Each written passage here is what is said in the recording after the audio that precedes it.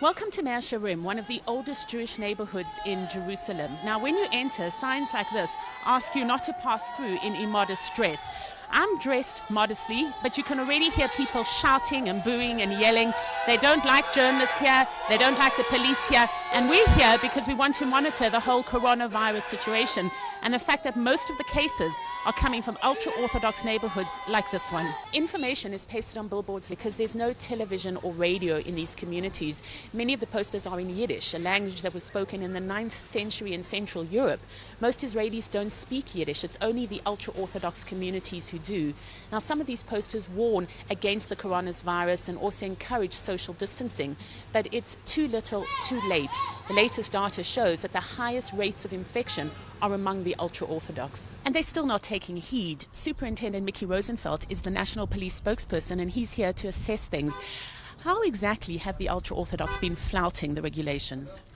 Well, here where we are located in the area of Mea Shearim, in the religious neighborhood, we've seen an extremely high number of people that have been in the streets. Our units are now patrolling all of the different areas because we want to prevent the coronavirus from spreading. That is something that's absolutely vital here in Israel as we're seeing the numbers going up. And the main problem being inside the area is the fact that the neighborhoods are very closed, very confined, and we're seeing that the message is not getting out to the public. There are large numbers of people inside the families. We're talking about couples plus 5, 6, 7, even 10 children. And we have to make sure that people stay at home and they stay away from each other as much as possible at this stage. In some cases, police have been removing people from synagogues and closing down places of worship. It's really tough going trying to convince people in this ultra-Orthodox neighborhood to abide by the anti-coronavirus orders.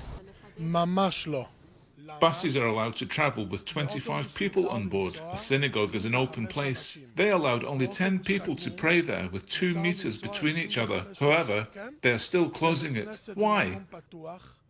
The only thing that we need is the shuls to be open. The only thing. Nothing else.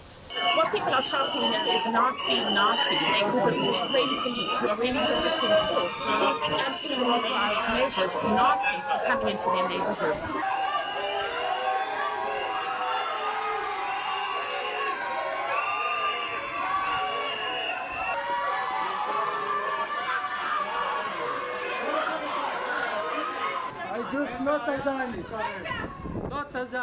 We just had water poured over us from people screaming on the balconies. I was trying to ask one of the religious Jews what was going on, and he says he's being arrested because he's not a Zionist. Now, people in this neighborhood are not Zionists. They don't necessarily support the state of Israel. But that's not the reason why the police are here. The police are here to break down large meetings, but I can't get one of the police officers to talk to me at the moment.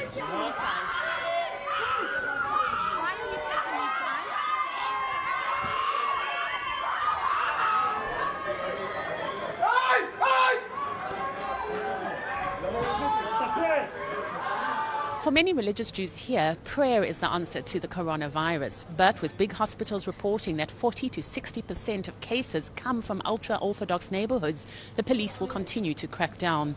Paul Islier, RT, Mea Shearim, Jerusalem.